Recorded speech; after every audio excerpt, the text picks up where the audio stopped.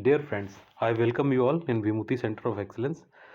आज के वीडियो में two very basic terms of civil engineering project, but very important to understand कि इन दोनों के बीच में डिफरेंस क्या होता है, इम्पॉर्टेंटली कि इसका पर्पस क्या होता है स्ट्रक्चरल मेंबर में प्रोवाइड करने के लिए। यूजुअली एंड फ्रीक्वेंटली ये सिविल इंजीनियर से इंटरव्यू में पूछे जाते हैं। So let's start. पे मैं आपको एक सिंपली सपोर्टेड बीम के क्रॉस सेक्शन के थ्रू आपको इसको एक्सप्लेन करने की कोशिश करता हूँ। ये और भी किसी मेंबर्स को आप ले सकते हैं, समझ सकते हैं। यहाँ पे बीम में एक सेक्शन काटा है एक्स एक्स, उसके बाद जो क्रॉस सेक्शन दिख रहा है, तो नॉमिनल कवर क्या होता है? It is a distance between the top fibre of the concrete and the top of the reinforcement.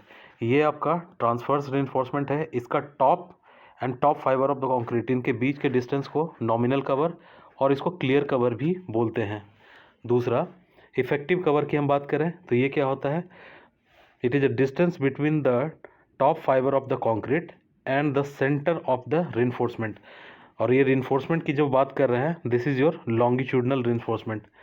ये तो रिइंफोर्समेंट के सेंटर से और आउटर कंक्रीट का जो फाइबर है उसके बीच के डिस्टेंस को हम इफेक्टिव कवर कहते हैं।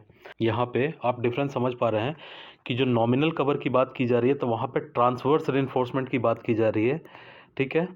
और यहाँ पे जब हम बात करें इफेक्टिव कवर तो यहाँ पे लॉन्गिट्यूडनल रिइंफोर्समेंट से ली जा रही है, उसके सेंटर से। अब इन दोनों कवर की जब बात कर रहे हैं तो ये समझिए कि इन दोनों डिफरेंट टाइप ऑफ कवर्स को किस प्रकार से कंस्ट्रक्शन प्रोजेक्ट में यूज़ किया जाता है। जिसको नॉमिनल कवर, जिसको मैंने क्लियर कवर भी बताया आपको कहते हैं, इसको यूज़ किया जाता है कंस्ट्रक्शन साइट पे, ठीक है।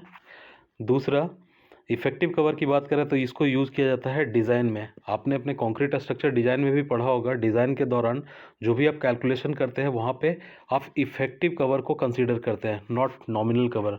और नॉमिनल कवर जब कोई प्रोजेक्ट साइट पे आप जाते हैं तो वहाँ पे जब कंक्रीटिंग के पहले जो रिइंफोर्समेंट में जो आपको कवर प्रोवाइड करना होता है, that is your clear cover. तो this is a essential difference, you should know it. Most importantly कि इसका पर्पस क्या होता है, जो कि सिविल इंजीनियर से, फ्रेशर इंजीनियर से अक्सर हाँ ये सवाल पूछ दिए जाते हैं इंटरव्यू में, तो आपको ये चीज़ समझ आनी चाहिए। It is a very important component of a structural member. This is provided to protect the reinforcement from the corrosion phenomena. I am talking about the reinforcement, both longitudinal reinforcement and transverse reinforcement। दोनों को corrosion phenomena से बचाने के लिए इसको provide किया जाता है, राइट। अब corrosion phenomena क्यों? क्योंकि आपका कंक्रीट स्ट्रक्चर है that shall be expose to the environment. For example, let suppose आपका कंक्रीट स्ट्रक्चर जो है कोस्टल एरिया में है, तो इस सिचुएशन में क्या होगा कि जो आपका आरसीसी के मेंबर में जो रिइंफोर्समेंट है उस पर क्लोरीन और दूसरा क्या है सल्फेट, मॉइस्चर, इन सारी चीज़ों का अटैक हो सकता है, ठीक है। तो जिसकी वजह से क्या होगा, that will lead to the corrosion in the reinforcement.